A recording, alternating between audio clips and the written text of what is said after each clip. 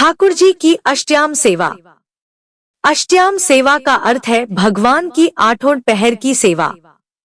आठों पहर अर्थात पूरे दिन सिर्फ ठाकुर जी की सेवा का भाव और कुछ नहीं।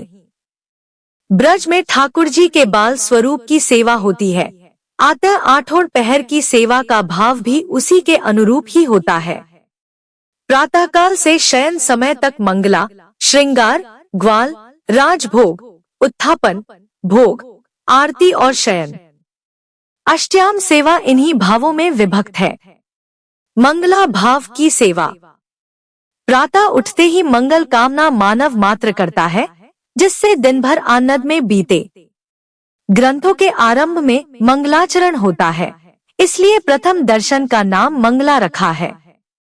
इस दर्शन की झांकी से पहले श्री कृष्ण को जगाया जाता है, उसके बाद मंगल भोग, दूध, माखन, मिश्री, बासुंदी आदि धराया जाता है, फिर आरती की जाती है।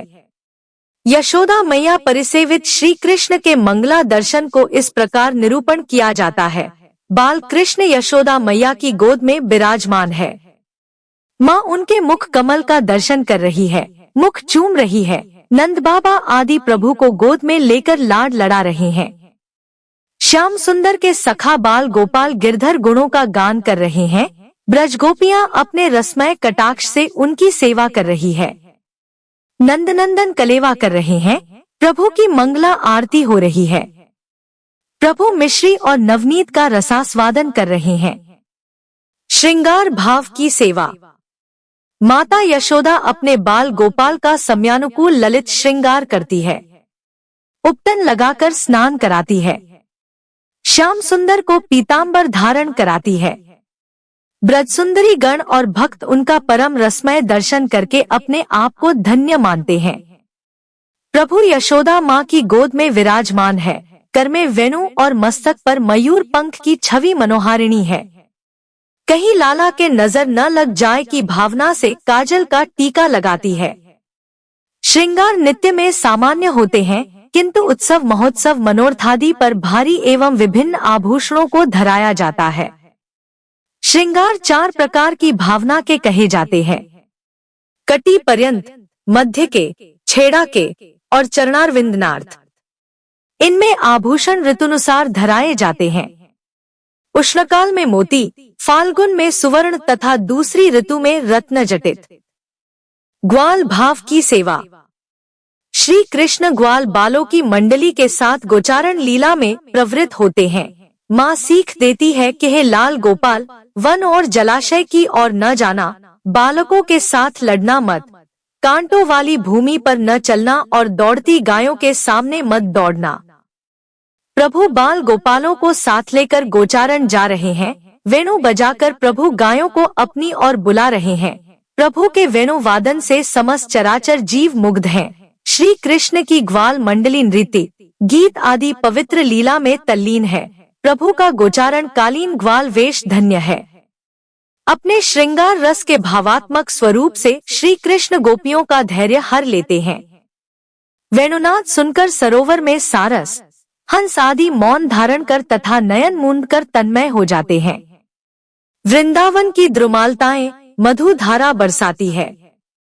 प्रभु श्री कृष्ण लीला पूर्वक इठलाते हुए चल रहे हैं।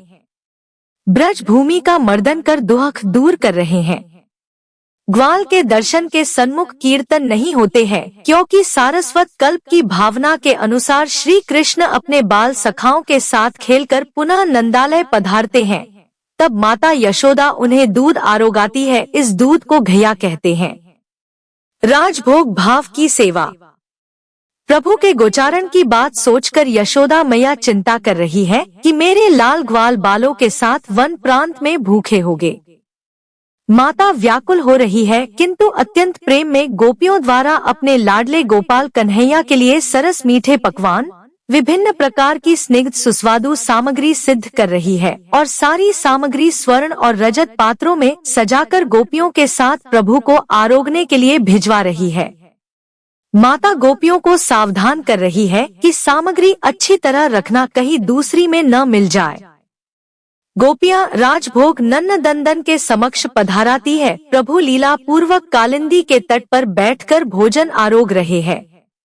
यह दर्शन राजाधिराज स्वरूप में ब्रज से पधारने के भाव से है।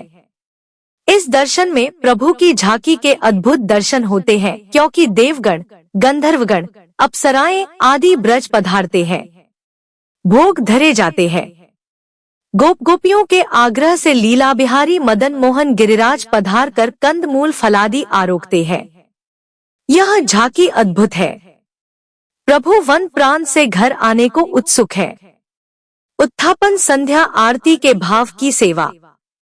श्री कृष्ण मंद मंद वेणु बजाते हुए वन से गायें चराते हुए लौट रहे हैं। माता यशोदा पुत्र दर्शन की लालसा में व्याकुल होकर उनका पथ देख रही है। गोधूली वेला में गोपाल लाल की छवि रमणीय है। ब्रज गोपिकाएं प्रभु के चरणारविंद निहारती हैं, वेणु वादन सुनती हैं और सागर में निमग्न हो जाती हैं। माता यशोदा के हृदय में वात्सल्य उमड़ पड़ता है। प्रभु इस भाव में मुग्ध हो रहे हैं। यशोदा उनकी आरती उतारती है। माता के सर्वांग में स्वेद, रोमांच, कंप और स्तंभ दीख पड़ते हैं। वे कपूर, घी, कस्तूरी से सुगंधित वर्तिका युक्त आरती अपने पुत्र पर वार रही है। संध्यारती मातृभाव से मानी जाती है। प्रभु वन में अनेक स्थानों पर घूमते हैं, खेलते हैं, अनेक स्थानों पर आपके चरण पड़ते हैं, इसलिए नंदालय आते ही आरती उतारती है। त्रिकाल समय का वार्षा उतारा ही संध्यारती मानी है। भोग, आरती व शयन भाव की सेवा। यशोदा मैया अपने लाल को शयन भोग आरोगाने के लिए बुलाती है। आरोगने की प्रार्थना, मनुहार करती है। कहती है, हे पुत्र, मैंने अनेक प्रकार की सरस सामग्री सिद्ध की है। सोने के कटोरे में नवनीत मिश्री भी प्रस्तुत है। प्रभु आरोगते हैं। प्रभु इसके बाद दुग्ध धवल शैया पर शयन के लिए विराजमान होते हैं। माता यशोदा उनकी पीठ पर हाथ फेर कर सो जाने के लिए अनुरोध करती है और उनकी लीलाओं का मधुर गान करती है। माता अपने लाल को निद्रित जानकर अपने पास सखी को बैठाकर अपने कक्ष में चली जाती है। सखियों का समूह दर्शन करके निवेदन करता है कि श्री स्वामिनी आपकी बाट देख रही है, शैया आदि सजाकर प्रतीक्षा कर रही है। श्री स्वामिनी जी की विरहावस्था का वर्णन सुनकर श्री राधारमण शैया त्याग कर तुरंत मंद गति से चले आते हैं। करोड़ों कामदेवों के लावण्य वाले मदनाधिक मनोहर श्याम सुंदर सखियों के बताए मार्ग पर धीरे धीरे चलने लगे। धीरे धीरे मुरली बजाते वे केली मंदिर में प्रवेश करते हैं। यह बड़ी दिव्य झांकी है। दर्शन भावना के साथ ही दर्शन महिमा का महात्म्य है।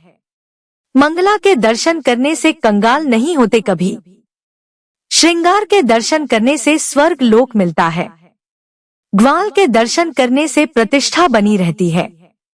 राजभोग के दर्शन करने से भाग्य प्रबल होता है। उत्थापन के दर्शन करने से उत्साह बना रहता है। भोग के दर्शन करने से भरोसा बना रहता है। आरती के दर्शन करने से स्वार्थ न रहे कभी। शयन के दर्शन करने से शांति बनी रहती है। जय जय श्री राधे।